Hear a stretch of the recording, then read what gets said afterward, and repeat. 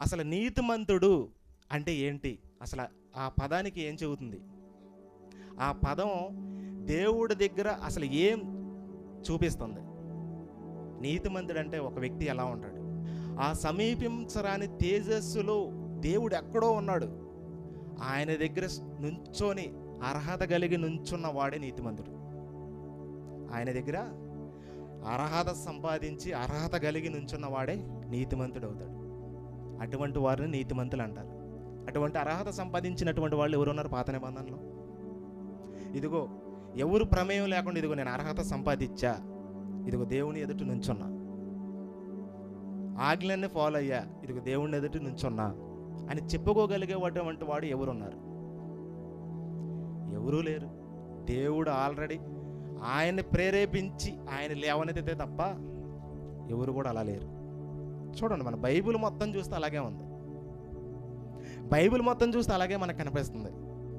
మరి యేసుక్రీస్తు వచ్చిన దాకా కూడా లేదయ్యా అంటే యేసుక్రీస్తు వచ్చిన దాకా లేదు. అప్పుడు దాకా కొద్దిగా ప్రొసీజర్ నడిచింది, కానీ అప్పుడు దాకా కొంతమంది భక్తుల ద్వారా దేవుడు ఎన్నుకొని వాళ్ళది ప్రమేయం లేకుండా ఆయన ఎన్నుకొని క్రీస్తు వరకు నడిపించాడు. కానీ వాళ్ళదంటూ నేను స్టాండర్డ్గా దేవుడి దగ్గర నుంచున్నా, అర్హత సంపాదించి నుంచున్నా అని చెప్పుకున్నటువంటి వాడు ఎవరు లేరు. అదే పౌలు గారి స్టేట్మెంట్. నీతిమంతుడు లేడు, ఒక్కడోనూ లేడంటే దేవుడి ఎదుట అర్హత కలిగి సంపాదించుకొని నుంచున్నటువంటి వ్యక్తి ఎవరు లేరు.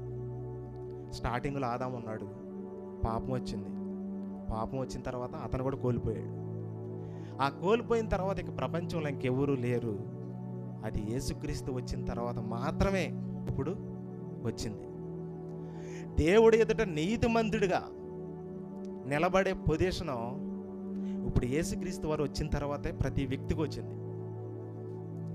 యేసుక్రీస్తు వచ్చిన తర్వాత ప్రతి ఒక్కడి కోసం పాపం కోసం ఆ సిన్ను, ఆదాము నుండి వచ్చే సిన్ను, ఆల్రెడీ పూర్వీకుల నుండి వచ్చే సిన్ను మొత్తం కూడా టోటల్గా ఆయన మీద వేసుకొని అది తీసివేసి దానికి రుణం చెల్లించి, ఆ రుణం చెల్లించా, అప్పు తీరిపోయింది, బాకీ తీరిపోయిందని చెప్పుకుంటాడు సిలువలో యేసుక్రీస్తు వారు. దానితో పొత్తు లేదు, పాపంతో పొత్తు లేదు. మరి దేనితో ఉంది? యేసుక్రీస్తుని విశ్వసించి ఆయన నమ్మితేనే నీతిమంతుడు అవుతాడు. విశ్వసించి ఆయన కార్చిన రక్తాన్ని గ్రహించి ఆ సిలువని జ్ఞాపకం చేసుకొని ఇదిగో నా పాపాల కొరకు చనిపోయాడని విశ్వసిస్తేనే అతడు నీతిమంతుడు అవుతాడు.